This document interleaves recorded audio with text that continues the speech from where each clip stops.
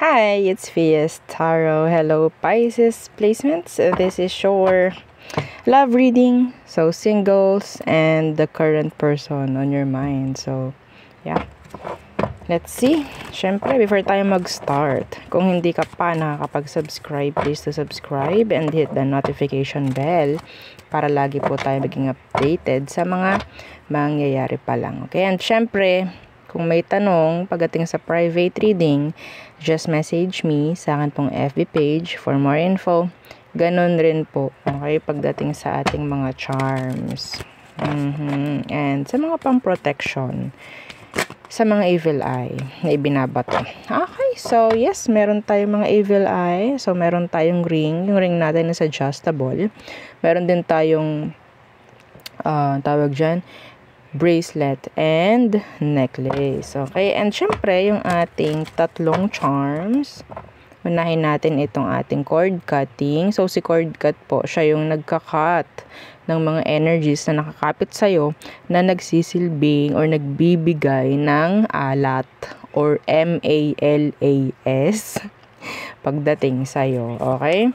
So, yes, madalas kasi ang alam natin sa cord cut is tatanggalin lang natin yung tao na parang connected pa rin sa'yo. Okay? Yeah. Lalahatin na natin. And syempre, yung ating unahin natin si grantor. So, si grantor, taga-grant po ng inyong mga minamanifest and tagapagbigay siya ng surprises at least twice per week. Okay? And syempre, na-advise ko na gumamit kayo ng protection. Okay? Pagdating sa paggamit kay grantor and ganun rin kay 2-in-1 Love and Money Bracelet. Para kung ano man yung ipoprovide or maibibigay nila sa inyo is buo. Okay? Hindi nasira, hindi nasabotahe ng ibang energies habang sila ay nasa frequency pa. Okay? So, evil eye or itong cord cutting ang aking ina-advise na isama nyo kay grantor at dito rin sa ating 2-in-1 Love and Money Bracelet. Okay? So, katulad ni grantor, nagpo-provide ito, nag-grant ito. Okay? Na kung anong meron, kung anong dapat pagdating sa love and money. Madalas sa money, okay? Talagang siya is aktibong-aktibo. Oo. Okay? Lalo na kung talagang napalagayan mo na ng loob. Oo. Itong si 2-in-1 Love and Money. Okay, may mga signs ito na ibinibigay sa magmamay-ari sa kanya. Kung inyong talagang makikita yon at mag-a-align kayo, edi good.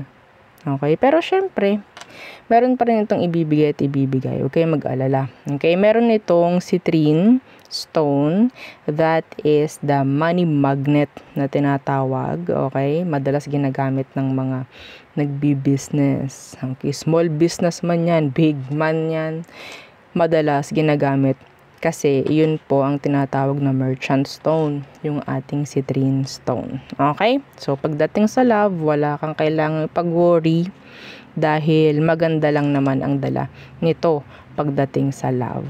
Okay? Kung sa money nga maganda Hindi, di ba?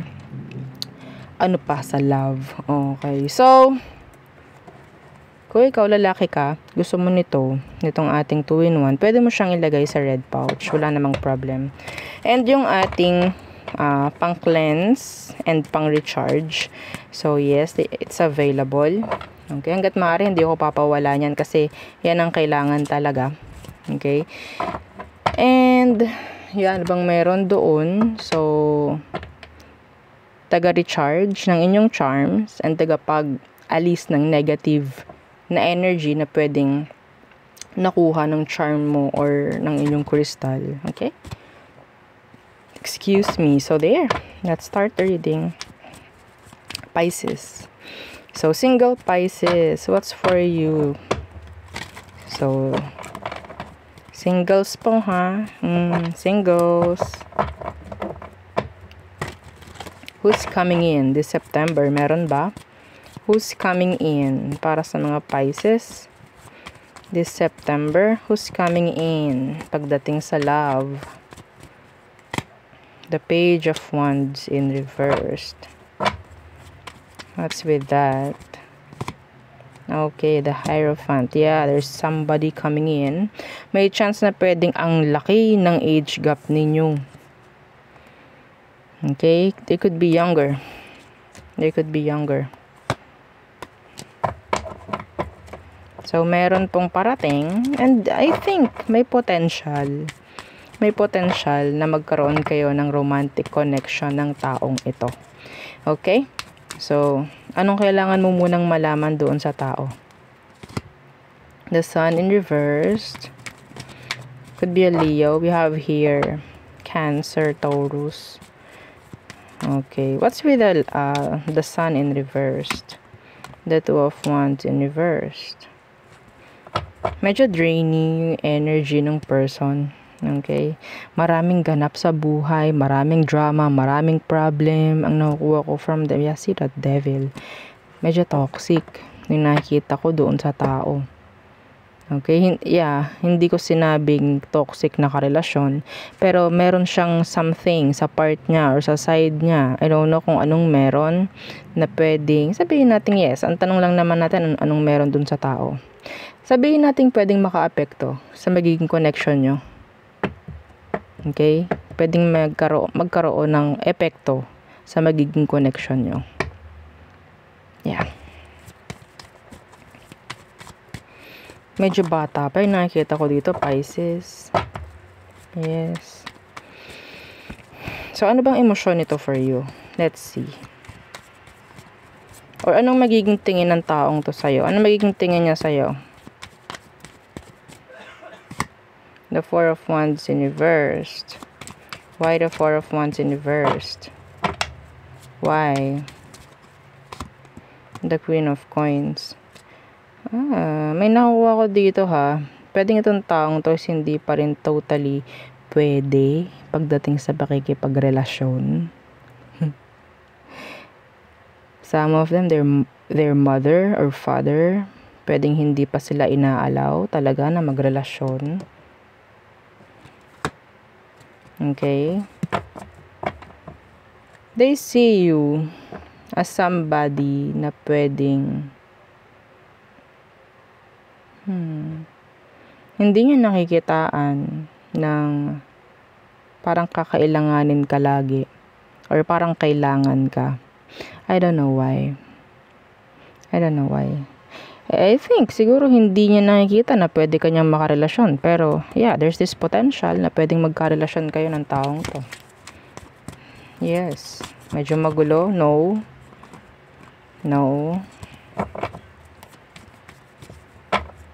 Tingin ng tao, tingin ng person na to is walang chance na maging kayo. Tingin niya yun sa'yo. Pero, the energy it's saying na yes, may chance. So, ano bang meron? Diba? Hindi naman nakikita yun. Diba? Hindi naman nakikita yun eh. Yung energy. Diba? So, sandali lang po ha. Wait lang. Okay. So, next, let's see.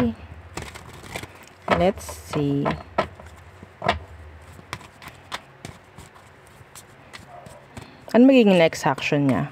Dito sa connection or dito sa mangyayari na to? Ano magiging next action ng person sa'yo? Ano magiging next action? Kasi they find you, they see you, somebody na pwedeng hindi ka naman pwedeng makarelasyon. Or pwedeng sabihin natin hindi lang siya talaga pwedeng makipagrelasyon pa. Ano magiging next action? Itong taong to this September sa'yo. The Moon. So there's secrets. There's this why. What's with that Moon?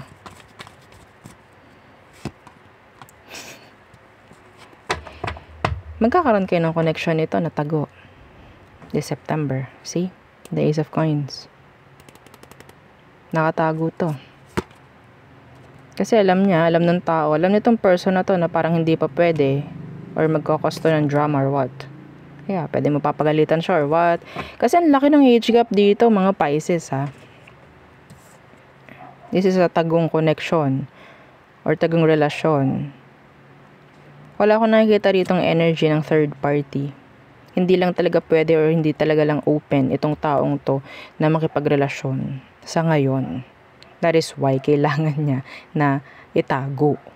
Pwede sa magulang niya, mga ganyang bagay-bagay. Okay? Yeah.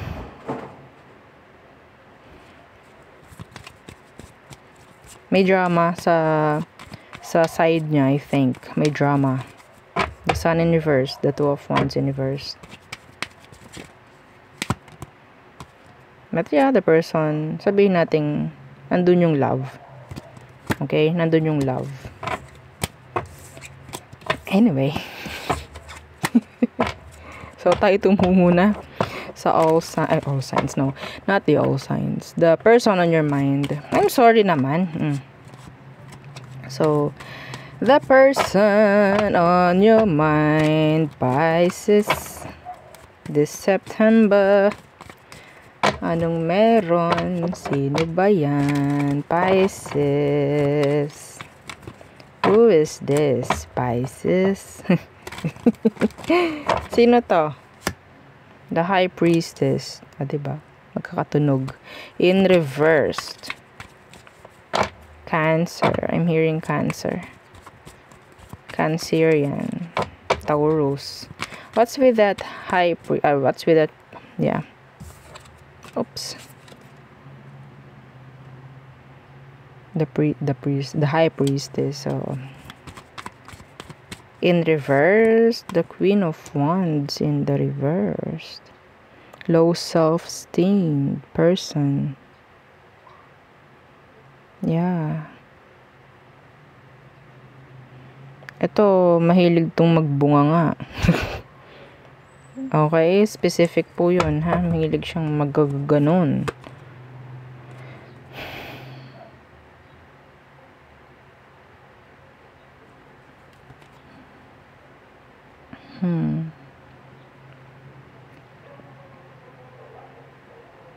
Ito yung taong controlling. Pisces. Siya yung taong controlling. May pagka BITCH. May pag ganun no? Medyo may pagka-control. Yeah, they're a controller. Madalas itong nagagaganyan, whether babae, lalaki, kung naman ang gender niya. Iba sa inyo, pwedeng magka-connect pa kayo. Yeah. This person is a controller. So, ano kailangan mo malaman sa kanya, Pisces? Ano kailangan mo malaman sa taong to? The Star. What's with that? The Ten of Cups in reverse. Dear healing. Itong taong to, takot ito na madismaya siya, ma-upset. Takot siya dun. They're not happy actually.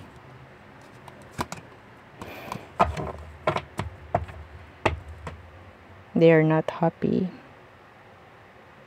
Hindi sila marunong makontento hangga't meron itong nakikitang mas angat. Yun. Okay?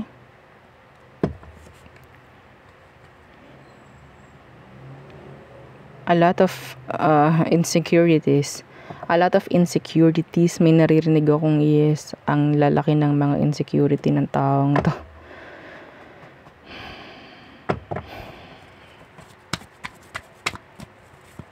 Let's see. What's their emotion for you? The Devil. Yeah. Toxic. What's with that Devil? So there's this attachment. Control. And the Page of Swords. Andun yung tamang hinala. Lahat-lahat na. Kasi nga, andun nga, isa na doon yung marami siyang insecurities. Marami siyang drama sa buhay. Marami siyang trauma. The person is totally toxic in general. Okay, the Two of Cups in reverse. The Ten of Swords in reverse. This is trauma. The Queen of Coins.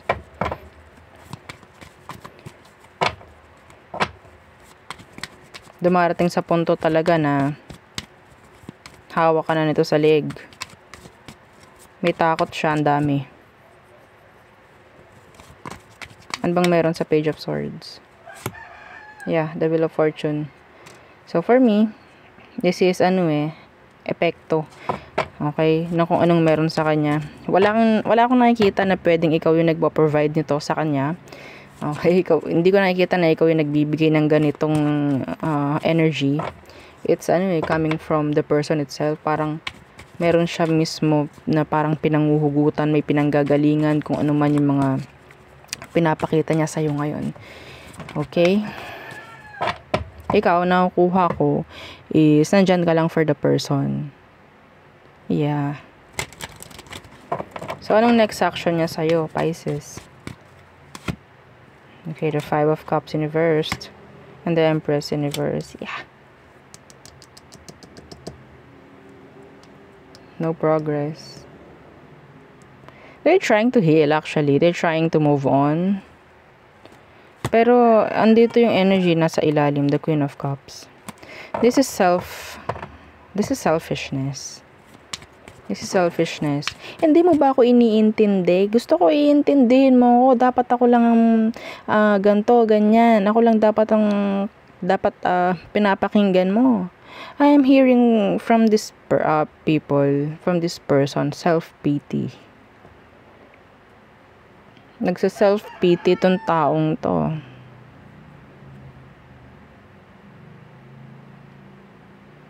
To gain attention, maybe. Attention, kung ano man. They're toxic. Ang toxic nito.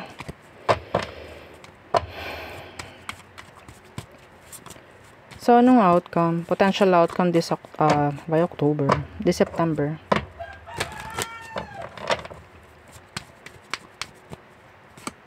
Yeah, the Nine of Swords. So, that's being afraid. There's no energy ng tawag dyan. That's stress. Yeah, the Ten of Wands. See? This is burdens. This is magbibigay lang ng stress itong connection sa inyo. Mabigat na sitwasyon. Yeah. Ang tingin ng taong to, gusto mo lang sex from them. Or pwedeng, ang dami niyang tamang hinala. Ang dami niyang tamang hinala. Ang dami kasi niyang hindi pinapakawalan or hindi fino-forgive na energies sa past. Okay? Gusto nito, itatrato siya ng tama, pero ang daming trauma na nangyari sa kanya. Hindi ko siya masisi. Pero sisisihin ko pa rin dahil hindi siya gumagawa ng paraan para mawala to. I'm sorry for you, Pisces. Nakatagpo ka ng ganito. Wala kang masama na nakikita kong ginagawa to them. Wala. Talagang burden na lang itong tao na to for you. Okay? I don't know kung anong gagawin mong decision. I need to give you advice. What's the advice for Pisces? What's the advice? Advice.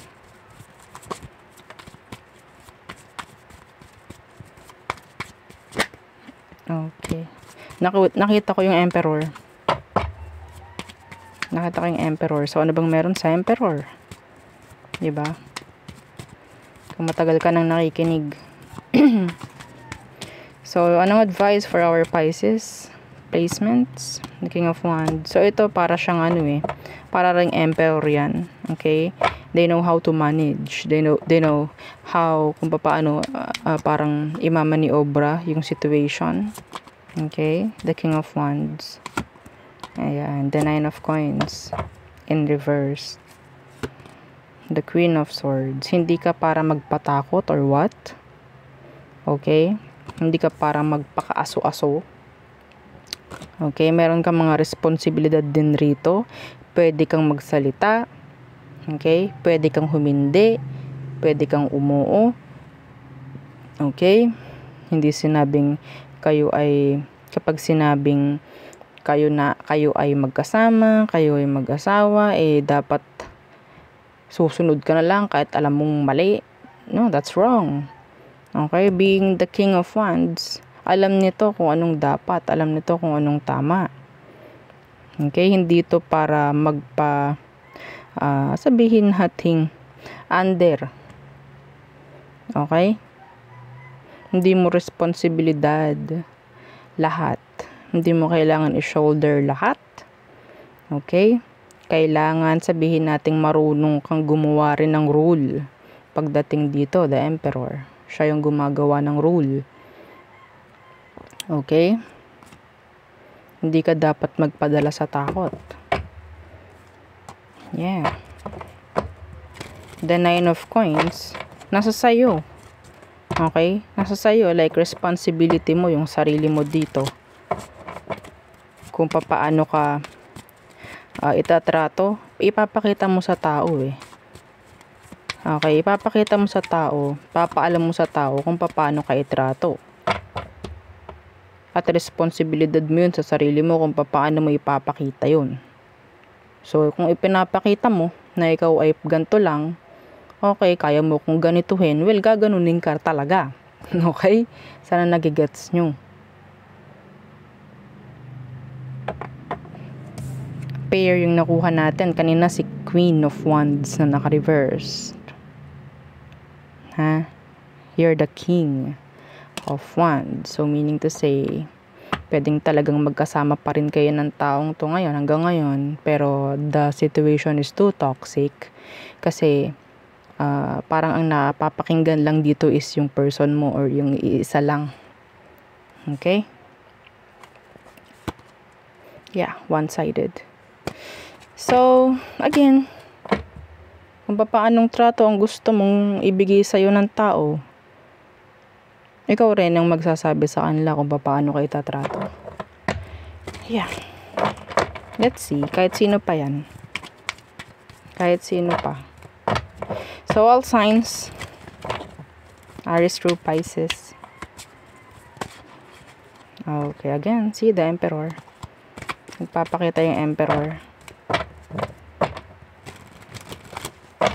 Huwag maging soft palagi. Okay. Aries, they want stable connection. Taurus, there's this energy of changes coming in. Gemini, they're holding back. Cancer, they're waiting. Being patient. Leo, they want to pursue you, I think. Yeah. Virgo, they want to say they are sorry. Libra,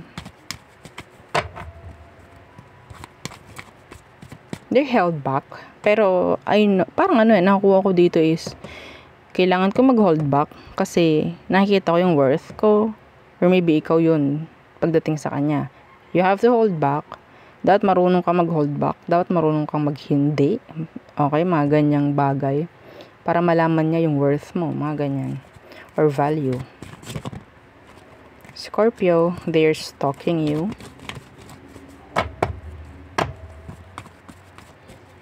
Okay, Sagittarius, they need you. Capricorn, they're thinking of you. Planning. Aquarius, they want to put effort. They want to exert effort here. Pisces, nandito yung pagod. Nandito yung parang kaunti na lang magsusurrender na. Okay, pero they're trying to be more patient or maybe ikaw ito pagdating kay Pisces. So, let's see. Doon na tayo sa sa charms. Okay, charm reading for Pisces. Hang on. Akin munang shuffle. Okay, itong cards. So, yeah. Ating i-mix. Pisces. So, kayo na po yung bahala ha kung paano kayo makaka-connect, no, sa ating mga kukunin dito. Kung hindi makakonect, okay lang. Hindi naman lahat makukuha natin, or hindi naman lahat ay makaka-connect, no, sa ating mga mabubunot dito. Okay, may nalaglag. Okay. Kuha tayo. Pisces. Pisces. Pisces. Pisces. Pisces. Pisces. Isa pa. Pisces. For Pisces placements. For more, or for more clarity. Okay, there you go. So, merong mga initials dito. Okay. Ay, sorry. So, meron ditong letter E. Could be your initial or your person's initial. Letter E, letter G. Letter G.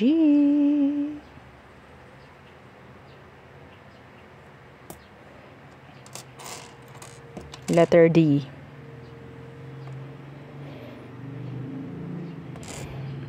Okay. So, meron din. Okay, letter L. L.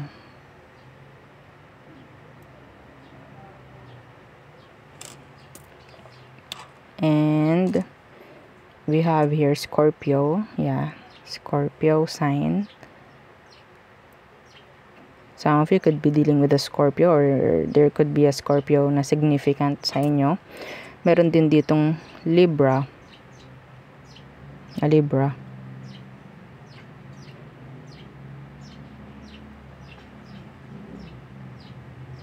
Pasensya na po hindi masyadong makita sa camera. So, ghosting. Maybe ghosting. Potions, rituals, love potions. Okay. Somebody wanting na magkaroon ng new beginning, kaya may ginagawang kung ano. Merong ganyan. A donut.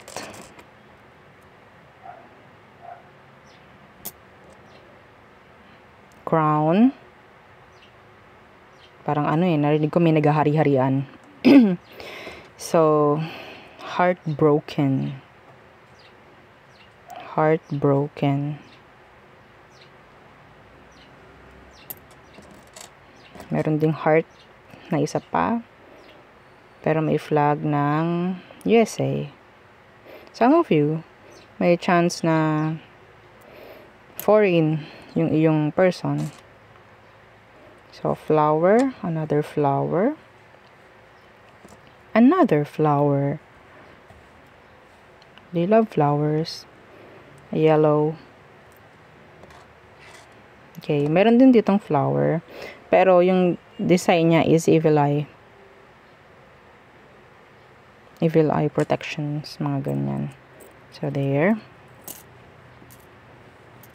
A rocking horse. Another flower. It's a tulip. Ay, grabe. Tcharam! 2 cocktail glass. Okay. Cocktail glass.